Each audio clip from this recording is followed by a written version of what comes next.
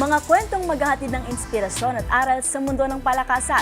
Sa programang Bida ang Atletang Pilipino, ito ang DZRH-TV Match Point.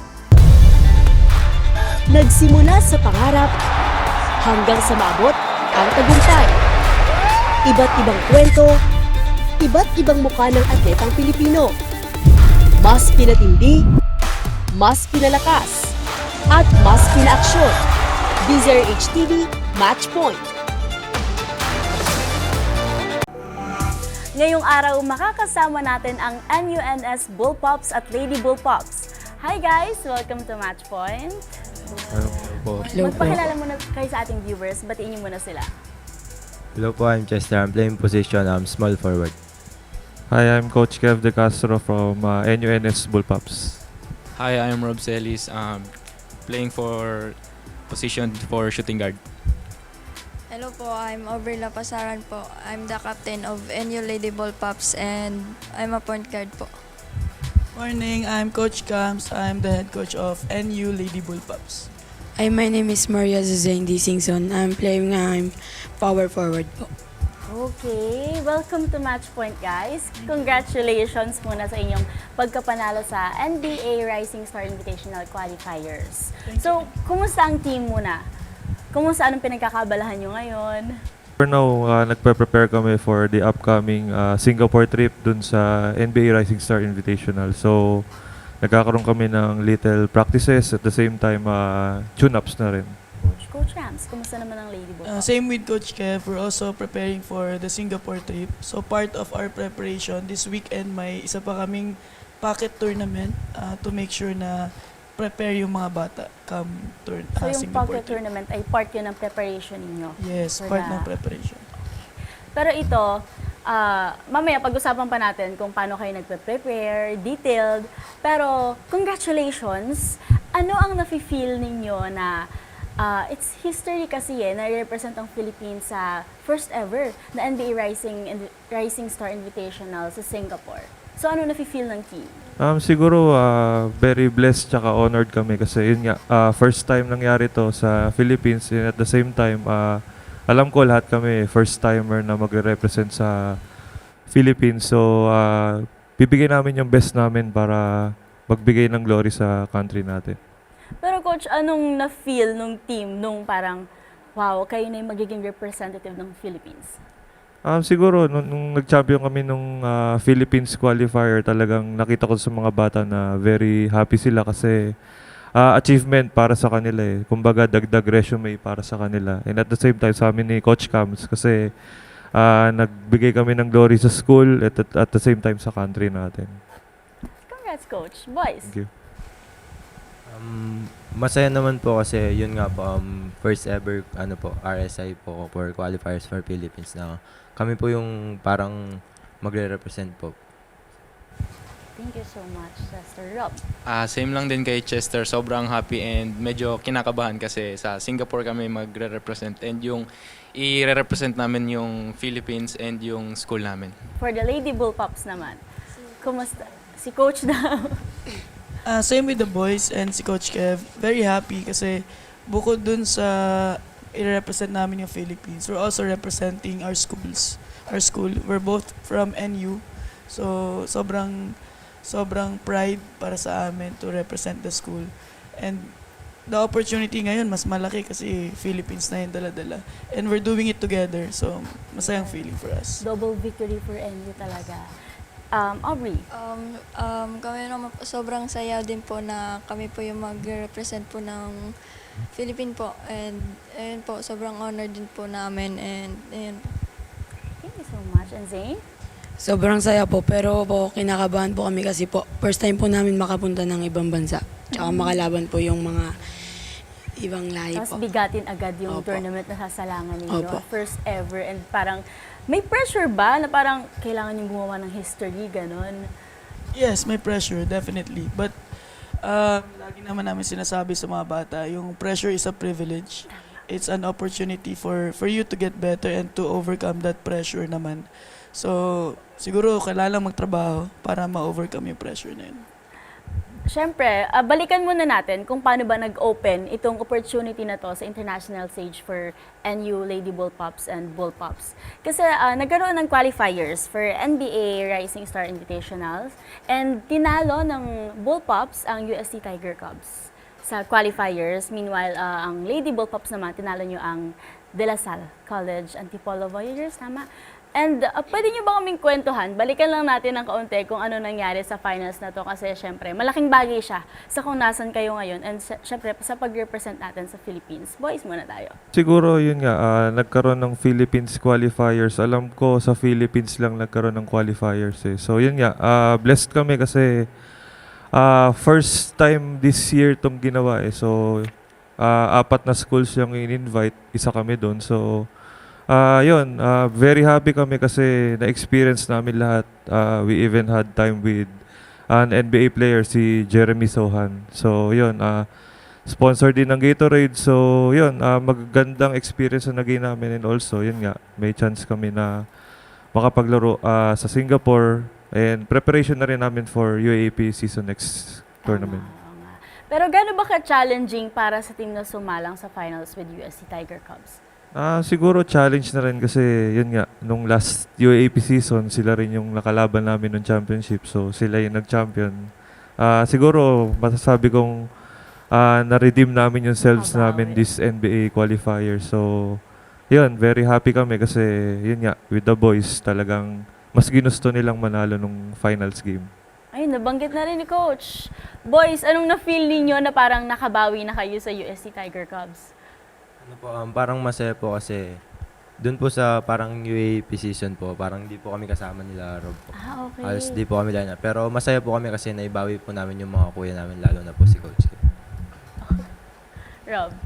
Tama yung sinabi ni Chester na hindi kami kasama sa lineup pero isa po kami sa mga practice player and nung nalaman po namin na kasali yung UST doon sa qualifiers, parang nag-iba po yung ihip ng hangin sa amin ni Chester kasi parang last year UAAP parang dehado po sa UST talaga. So, nung natalo sa UST nung last season, nung nalaman namin na makakalaban namin sila sa finals, parang gigil po talaga kami. Pero naging motivation pala ng team, Yes po, di yes ba? Parang may hugot pala talaga kayo dun sa finals na yun, kaya sobrang denominate ninyo yung game. Pero ito, moving forward sa tingin ninyo, ano pa yung mga kailangan i-improve ng team para sa pagsalang ninyo sa Singapore?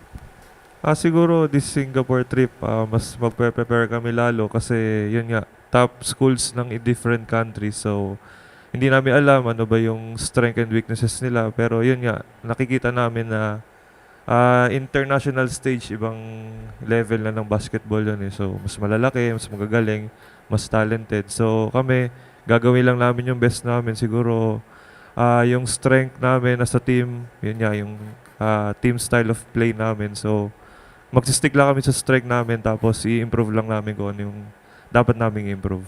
Pero ito, Coach Kevin, na-mention mo kanina na dito lang nagkaroon ng qualifiers and sa ibang bansa parang yung mga representative nila ay parang top team. Sila na rin talaga yung nagpadala. Pero sa tingin mo, gaano ba kahalaga sa inyo na sumalang pa talaga kayo sa qualifiers para lang mapatunayan na kayo yung top team sa Philippines? Siguro napaganda rin sa amin yung qualifiers kasi doon namin nakita kung hanggang saan yung team namin. So, nung nag-champion kami, nakita namin na yes, nag-champion kami magre-represent. Pero nakita ko masyado pang malayo yung gusto kong ma-achieve namin as a team. So, eto, may another challenge for us na makalaban nga yung top schools from different countries. So, yun, gagawin namin silang challenge at the same time, improvement na rin namin, learnings. Thank you so much, Bull Pops. Mapunta naman tayo sa Lady Bull Pops. Wait lang, i-check ko lang kasi based sa aking research, very impressive ang naging finals ninyo. 107-49 ang score, tama ba? Pwede nyo naman kaming kwentuhan kung kumusta naman itong naging game na to with De La Salle. It's more of an experience para sa amin kasi more than the competition, first time ng mga bata maglaro sa Araneta Coliseum. So we're very thankful to NBA kasi yung players namin, they're very young eh. So anything na ma-experience nila, that's something na dadalhin nila sa buhay nila. So yun yung experience sa Araneta, pagpasok pa lang kinakabahan na sila kasi masyado malamig. So yung competition, lagi naman nandyan eh. So, laking bagay na yung kalaban din namin, first time din nila sa Araneta. So, it's more of adjustment nung simula sa kanila pareho. Pero more than the score, more than the result talaga, we're just happy to be part of that tournament. Thank you so much, Coach Cams. For the girls. Nung finals po, nagtrabaho po talaga kami noon and gustong-gusto po namin na mapanalo po and gusto po namin na kami po yung mag-represent po sa dun po sa Singapore po. And nagtrabaho po kami noon at pinaghirapan po namin. And Kita naman natin talaga kung paano nyo pinaghirapan and sobrang deserve ninyo yung spot na meron talaga kayo. thank you po. Zane. Same lang po kay Ate Aubrey po. Ginawa din lang po yun namin yung best namin at pinakita po namin sa mga tao kung ano po yung mga tinuro sa amin ni Coach para mapantunayan po na sumusunod talaga kami kay Coach. At yun po, tinrabaho po namin para makapasok po kami lahat. At kasi po, first time din po namin maglaro sa Araneta. Yes, pero ito, na-mention pala ng boys kanina, yung motivation nila. One of the motivations naman talaga. Pero kayo, ano ba yung motivation ninyo dun sa dominant game na yon? Makapunta po sa Singapore. Tama naman. And ngayon, nakuha mo na. Opo. Ano naman siya, effective naman na motivation talaga Opo. ni ay mo talaga ang Singapore. Aubrey. Ako po, same lang po kay Zane. Isa po yun sa motivation ko po. And gusto ko din po na last tournament na din po kasi namin to, nakasama namin si Coach Camps. And ayun po, na, gusto po namin na makasama siya last time na memorable po. Ano na-feel mo naman doon, Coach? May pressure nyo. May ganong confession from the Ayan, girls? kasi kagaya kina Coach Kevin, galing din kami sa talo sa UAAP eh. So, more of redeeming ourselves as well and just giving the girls something to look forward to na kasi syempre mabigat yung UAAP. So, para lang medyo mabago yung feeling nila na talo. So, ngayon at least happy sila and papunta sa Singapore, excited sila. So, yun lang yung gusto ko na maano nila, ma-feel. So, thankful naman kasi nangyari naman. When it comes to dun sa last tournament naman namin, yun, last tournament na. So, gusto lang namin mag-enjoy together kasi kami ni Aubrey, we've been together for I think 4 years na. So, more than coach-player, magkaibigan na din kami yan eh. Si Zay naman 1 year lang. So, yun lang, gusto lang namin ma-enjoy yung experience and ma-represent yung country ng maayos. So ito, coaches, matanong ko na rin, kumusta? Anong klaseng preparation ba yung ginagawa each teams para ma-make sure natin na talagang ma-represent natin yung Philippines na well sa tournament? Coach Kevin. Siguro yung preparation namin siguro is more of teamwork kasi nakita ko sa mga tournaments international talagang iba yung level ng basketball doon eh. So siguro this week up to the 24th pag-alis namin, siguro mas i-build ko yung character ng team namin. Kasi yun yung medyo hindi ko pa nakikita eh. So yun, pagdating doon sa Singapore siguro doon ko masasabi, ma-test kung hanggang saan yung team namin right now. Pero ito, coach, meron ka bang gustong parang iwan na message sa mga bata going to Singapore? Siguro yung message ko sa kanila, like lagi ko sinasabi sa kanila, yung 3 words na sinasabi ko sa kanila. We have to compete and we have to be consistent and we give our best effort. Thank you so much, Coach. Coach Cams, preparation ng team, kumusta naman? One of our preparation nga is yung tournament this weekend. Kasi gusto ko mag-gauge kung nasan kami in terms of cohesiveness and playing as a team. And para meron pa kaming time kung ano pa yung pwedeng habulin after this week. And also, yung competition talaga sa practice kasi iba yung international level. And to represent the country, iba rin yung ibang feeling din yan. So it's not really a lot about playing basketball. It's more of about playing pride and glory talaga. So, sabi ko sa mga bata, kahit anong result ng game, if we play our best every game, walang problema eh. Ma-enjoy nyo yung laro. Best effort talaga. Pero nabanggit na rin ni Coach Cams, ano ba yung difference ng preparation nyo pag sa UAAP and dito sa NBA na? Meron ba kayong mga binago, in-improve, mas pina-intense nyo ba, ganyan? Siguro sa UAAP kasi kilala na namin kung sino ba yung kalaban namin. Kumbaga nai-scout namin sila eh. Dito ang challenge sa international. We're playing guessing game. Hindi namin kilala kung sino yung star player, how they play, paano sila dumidepensa, ano yung tinatakbo nila offensively. Siguro yun yung magiging biggest challenge namin sa international. And siguro masasabi ko na rin na going there, may positivity na eh. Kumbaga, going there, makikita namin na happy na agad kami, hindi pa kami naglalaro kasi yung privilege na nakuha namin going there is malaking bagay sa amin. That's nice, Coach. Coach Cams. Ayun, yung guessing game, totoo yun. Yun doon kami medyo mahihirapan. Kaya we have to really rely on our strength. We have to really work on our system kasi doon kami kakapit. Most likely, pagdating doon sa tournament, minor adjustment na lang. So, kami as a team, kailangan solid kami. Yung sistema namin, depensa namin, para yung, hopefully, yung kalaban yung mapag-adjust namin sa amin. Thank you so much, coaches. Sa players naman, girls, boys, ano yung pinaka-excited kayo about this upcoming tournament? Chester? Siguro sa mga sa mga makakalaban din po namin. Para ma-improve pa po namin yung mga skills namin individually and as a team po. Kasi yung basketball po parang team sports naman po siya. Parang hindi ka mananalo kung bilang lang po kayo. Kailangan po as a team kayo maglaro. Thank you so much, Chester. Rob? Tama po yung sinabi ni Chester, and yung sa akin naman po yung competitiveness nung sa mga makakalaban namin dun sa Singapore, and yung siguro yung pagpunta namin ng Singapore, yun na po yung second sa akin. Yan na mismo. I guess same kay Zane dahil ayan ang motivation niya ang makapunta sa Singapore. Saan ka pinaka-excited? Sa ano po, sa mga makakalaban po namin kasi po, yung mga mali po namin baka doon rin po namin matutunan at yung mga gagawin po namin yung teamwork namin para po mabigay po namin yung best namin kahit maliit po kami, gagawin po rin po namin ng tama. That's nice. Hindi kayo after talaga dun sa win-win lang. Dun sa lesson din talaga na makukuha nyo dun sa experience ninyo. That's nice, okay? And lastly, Robin? O yung sa mga games po namin and yung mga opportunities pa po na makukuha po namin doon and yung mga matutunan pa po namin. Excited po ako na malaman po kung anong experience po na mararanasan namin doon. And kahit ako, I'm very excited for you guys. Pero ito, ano ba sa tingin niyo yung mensahe na dala nitong milestone na ito sa Bull Pops, hindi lang sa UAAP, hindi lang sa basketball, kundi sa buong Philippines? It's more of from the feeling ko from the NBA standpoint, it's more of giving hope talaga sa mga bata kasi yung target nila is grassroots talaga eh, mga younger players.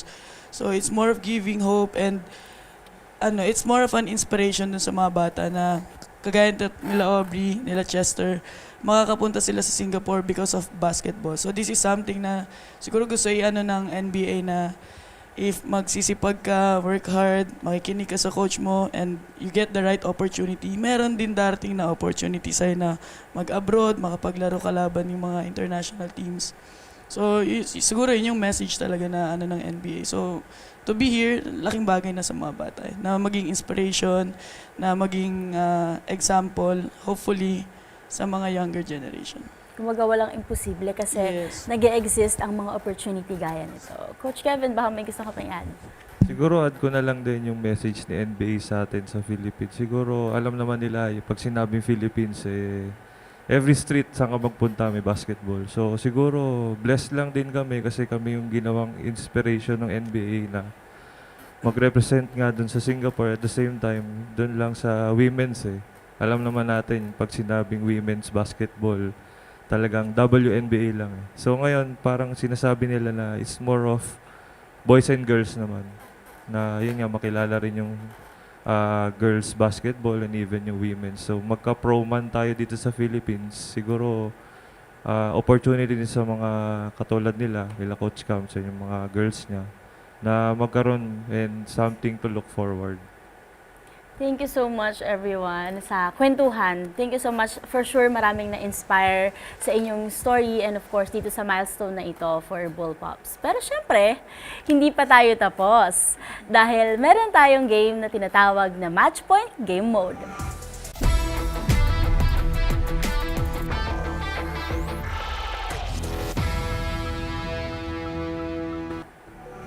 At para sa episode natin ngayon, ang ating magiging munting game ay tatawaging Emoji Play.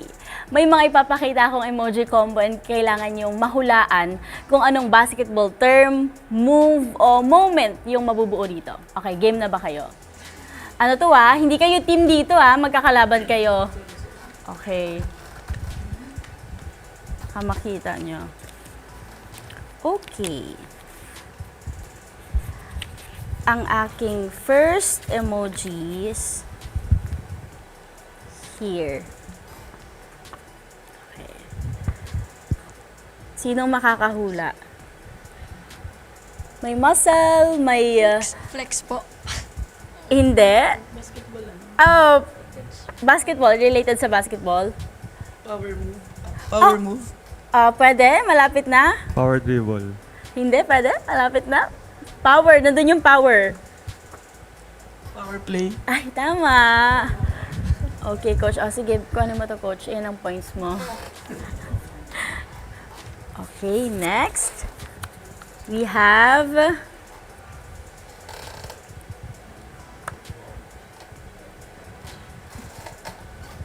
Clue ba? Kailangan ko bang magbigay ng clue? Kapag nananalo kayo. Celebration. Ano yan? Pwede, celebration, tama. Ano ba ang upuan sa court? Bench celebration. Okay.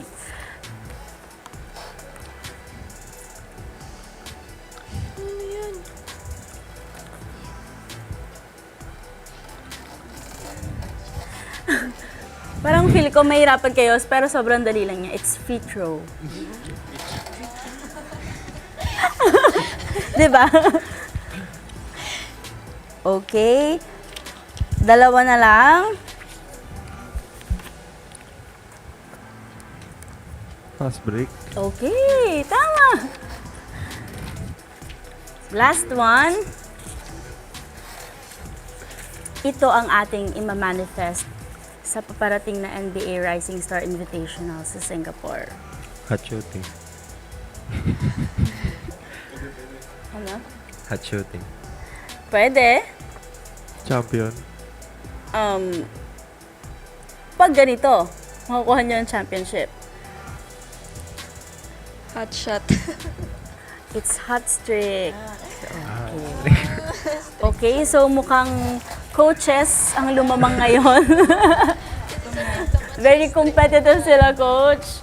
Thank you so much sa game na game ninyong pagsagot sa ating Thank you, emoji thank you. play. Thank you. Last na lang, guys. Baka meron kayong gustong pasalamatan and of course, i-plug na rin ang upcoming tournament ninyo. Go ahead. Siguro first of all, just want to thank the NBA Philippines for the opportunity na binigay nila sa amin, and syempre dun sa NU community na rin, and at the same time dun sa mga manager namin, and also try to watch us on June 24 to 30 dun sa Singapore NBA Rising Star Invitational. I think live siya sa Pilipinas live I'm not sure, pero yun yung sinabi nila sa amin. So, try to support us. Yun lang po. Thank you. Okay na po. Okay. Thank you so much, guys. Baka meron pa kayong gustong i-add or pasalamatan players. Family. Greet ko na rin yung family ko na nanonood sa US. Hi. Okay. Kayo, players, family, for the support. Gusto ko lang din po magpasalamat una-una po sa taas sa paggabay lagi sa pang-araw-araw.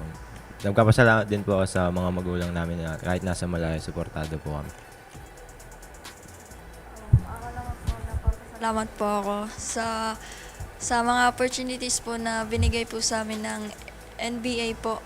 And thank you din po sa mga nagsusuporta po sa amin, sa mga boss and management po namin, sa school po namin, NU Nazareth po. And sa mga families po namin, thank you po. Thank you rin po sa opportunity po na binigay po sa amin. At nagpapasalamat din po ako sa mga managers namin at sa pamilya ko po na laging sumusuporta sa akin. Unang-una nagpapasalamat ako kay Lord and sa family ko na laging nakasupport sa akin and sa mga relatives ko dyan sa QC and sa Makati. Thank you so much, guys. Good luck sa inyong paparating na tournament and of course, kasama nyo kami sa laban na to. Thank you so much. Salamat. Thank you po. Thank you po. Maraming salamat NUNS Bullpups at syempre sa ating mga patuloy na sumusubaybay sa programang ito. Marami pa tayong kwentong ihahatid na tiyak, kapupulutan ng inspirasyon at aral sa mundo ng palakasan. Ako po si Millie Borja, hanggang sa susunod na linggo, kwento ng atletang Pilipino, dito lang sa Deezer HTV, Match Point.